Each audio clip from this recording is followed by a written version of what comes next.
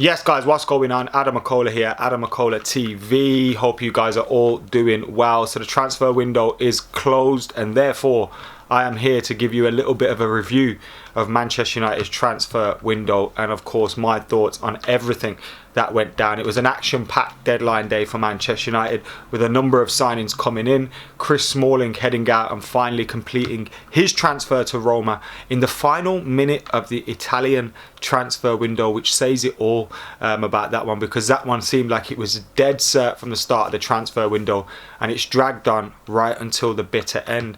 Kind of summarises Manchester United's whole window for you in one transfer, but we'll be looking at the players that Manchester United have brought in, the players that have left Manchester United, and overall what it means for the club. In fact, that's where we're going to start, because Manchester United fans right now are disappointed, and rightly so, but we're kind of overlooking the players that we have brought in, and I feel a bit sad for them, because they've come to Manchester United, they've got their move to Manchester United, and because of the incompetence of the board, because of the incompetence of Woodward and Matt Judge, and the way Manchester United's transfer window has played out, kind of like all of the aggression towards the board is making us maybe overlook the fact that we have made a few decent signings. So we'll be looking at all of those things. Before we get stuck into it, make sure you're subscribing, liking, commenting, sharing, all that good stuff as well. Help us hit 100k. We're well and truly on the race now.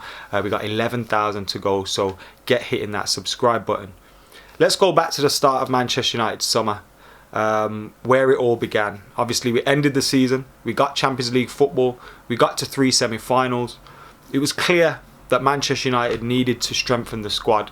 Our first 11, we'd seen some good performances in some big games, we've seen a good run of form, but we saw once we got to the bitter stages of that football period post-lockdown, our squad wasn't good enough. Ole Gunnar Solskjaer didn't trust some of those players within the squad.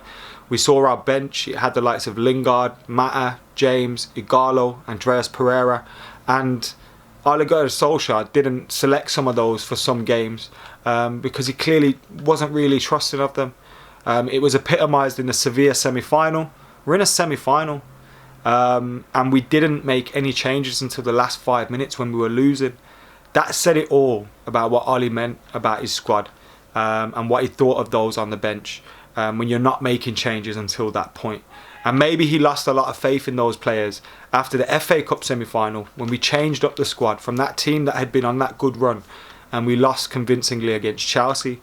So you look at the way the season went, we had completed the objective of getting Champions League football, but we had fallen short in the cup competitions, and you could kind of excuse that because we had ultimately got the goal that we wanted. Of course, as Manchester United fans, and you know, we want to win trophies every year, that's a given, but we could kind of accept it because we saw at the start of the season it was a completely different team to the one that we saw at the end, and there was clear steady improvement for Manchester United. So what did we need in the transfer window?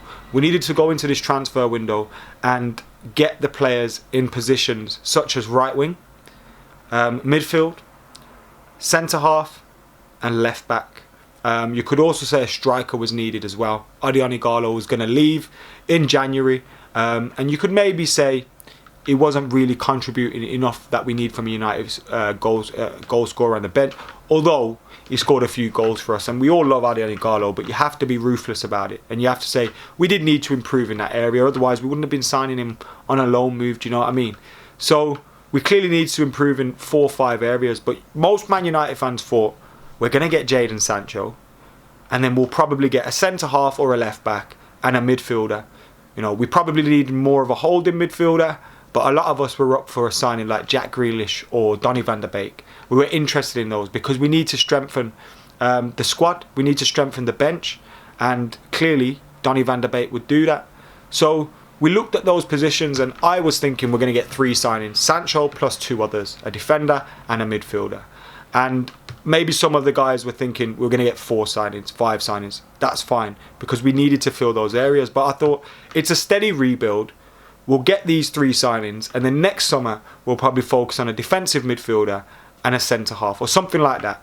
And that's how I thought it would go. And you could kind of say, you know, if we spend a big chunk of money on Sancho, then you can understand, you know, making 3 signings, and maybe if you sell a few players that potentially could have left, bringing in a squad player or two. That's how I saw it playing out. But then what happened was, we dilly-dallied around the market again. We lacked seriousness. We lacked direction.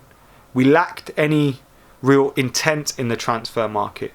And what we thought was going to happen was, in the instance of Jadon Sancho, the one that we chased the longest, what we thought that was going to happen was, the player would force a move, Dortmund would crumble and take any sort of money we offered them. That didn't happen. And we were left right up to the last day of the window thinking, could this happen? When it was clear that United never really had the intentions to pay the money that would have took that deal to happen.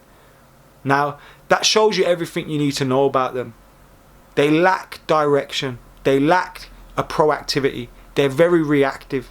So when we get out of the Champions League, they'll chuck money at it because they think we need to get back. But when we get into the Champions League and we got an opportunity to close the gap, they're not proactively thinking, right, we need to win trophies. We need to do this. They'll react to bad stuff rather than trying to build on positivity. This is how they are. They do it all the time.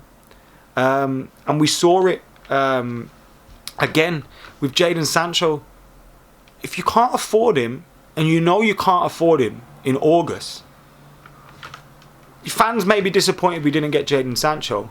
But if you then go and target elsewhere, Saar, Dembele, whoever you want, if you then go ahead and get those targets, it shows that, okay, they're not going to sell us in. We know it's not going to happen. We've got our second target in. Because you're not always going to get your first choice. But we didn't do that. We continually dragged along and hoped something would happen. Donny van der Beek, that fell into our lap because Real Madrid couldn't go ahead with the signing. They didn't have the funds available to make that signing happen.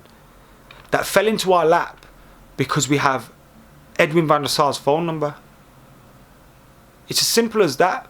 Unless Ed Woodward and Matt Judge are either getting into bed with an agent, like we saw with Raiola in the transfer window under Jose, which was a pretty strong transfer window, but Zlatan, Pogba, Bailly, Mkhitaryan, we got into bed with Mino Raiola to make all of those moves happen. Unless we're getting into bed with an agent, or unless we've got a contact to Edwin van der Sar, we're unable to make a deal happen. We're unable to be able to use our footballing network, to use our, because they haven't got one. And they aren't footballing people. So we're sending these guys to meet agents, intermediaries, football clubs, real footballing people. And they are bankers, they are accountants, they are, commercially very savvy, but not footballing. Yes, they'll be able to go into a boardroom in a meeting and sell numbers and sell social media figures and sell all these things and get huge deals, commercial deals. They can do that. But they can't sell players and they can't buy players. And people ask, will a director of football resolve this? Maybe in terms of their networking skills and having people in certain places that they can use. But ultimately, they're going to be accountable to Matt Judge and Ed Woodward making the deals happen for them. Because those are the guys that are negotiating the deals and clearly aren't. Alex Telles, I'm happy with that signing. Again, I think we're kind of losing sight of the fact that Telles is a decent signing, decent acquisition. But we're losing sight of the fact because this guy had a year left on his contract. He had a year left on his contract. He wanted to leave. He only wanted to come to Manchester United by the looks of things. Yet we waited till the last day. They wanted 25. So you can get it when it's a £108 million deal. And it takes a while to make it happen. But a £20 million deal, you can't make that happen. You're left to the last day. It doesn't make sense. Even when there's a tap-in for a signing, we can't make it happen. Jadon Sancho isn't happening now. We're not getting him next summer when real football clubs with, I say real football clubs, real footballing people at clubs are trying to sign this guy and we're fucking around hoping to get the price down, hoping the player forces a move. When the Bayern Munich, if Bayern Munich, Real Madrid and that coming from, we're fucked. This season we had a one-horse race. The player wanted to join. We knew the price. We failed to do it. And it's not even just about not getting Sancho. It's the manner of the whole transfer window. Ole Gunnar Solskjaer, He did the job last season. He got third. He needed to get back, and he wasn't. Now, that's not an excuse for what we've seen on the football pitch in the last 3 league games, because we should have been doing better in those games. But the negativity that's circling around the club, around the manager, every time he's asked a question about transfers, the players rocking up to training and seeing Phil Jones is still here in the canteen. Chris Smalling's training on his own. You know, all these players that we deem to be dead wood, Marcus Rojo, like they're all still here. Like, how must that be if you're Bruno, or you're all these players that are coming to expect a serious level of work and a serious level of commitment and improvement in your team, and you're turning up to training, and the players that you consider dead wood aren't there. The players that you consider to be coming in, thought Jadon Sancho was a dead set. Where is he? That must hit morale as well, and especially when you can see other clubs strengthening. Now, I said it earlier in the window, I didn't get carried away with what Chelsea were doing, because I thought as long as we do our business, we'll be all right. Like, I didn't want Werner. Havertz is an amazing player. I'd have taken him, but I didn't particularly want him. You know, we wanted Jadon Sancho. Like, I didn't care if they got them as long as we got our business done. But the facts are, other clubs have improved their sides. And yes, we've brought in some players. That's what I mean.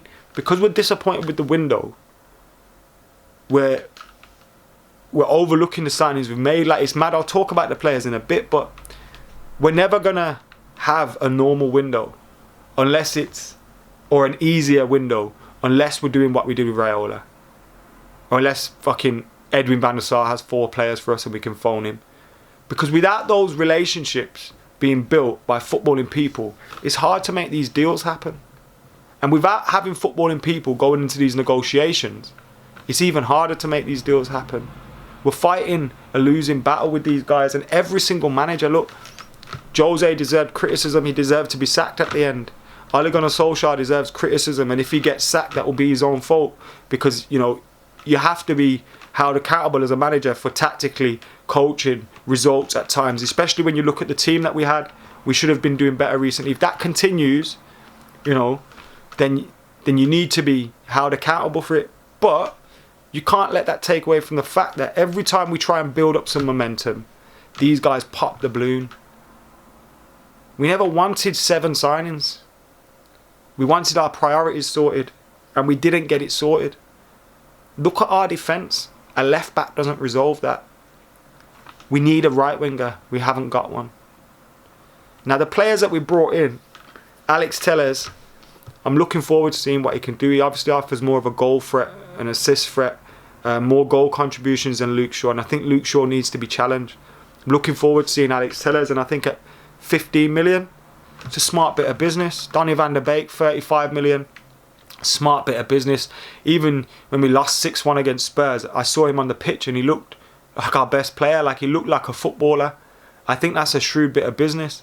Edinson Cavani on a free. You know, if we signed him at the start of the window as our alternative option off the bench as a striker, I'd rather be bringing Cavani off the bench than Diallo or James. You know what I mean? It's not a bad deal. 1-year contract. 33 years old, yes. But his experience, he's got all that now, and I still think he'll offer something off the bench or rotation.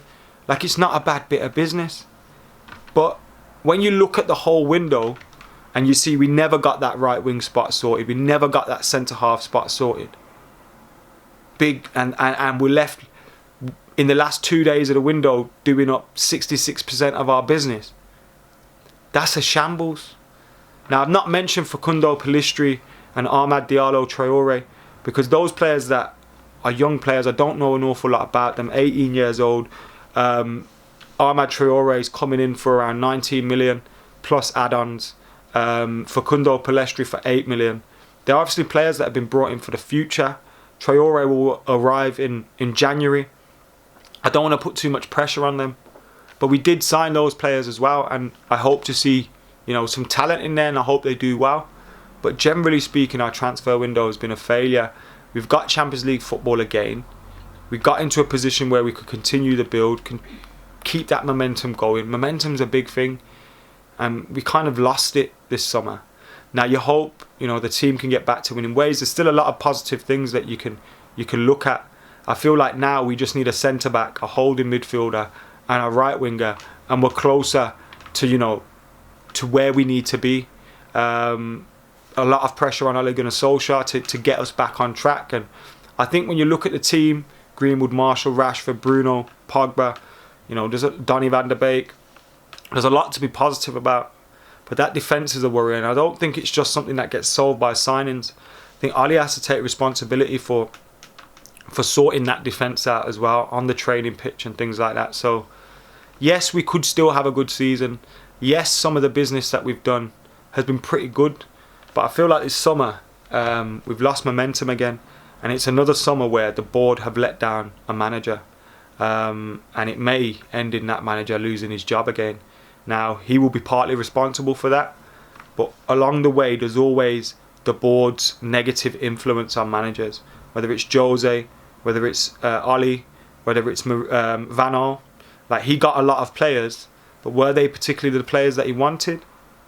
And it all seemed scattergun. Again, Di Maria, Falcao, all these players came last minute. Schweinsteiger, Schneiderlin, Darmian. Like, was there any sense in what we were doing there, even though we were spending money? It didn't feel like it.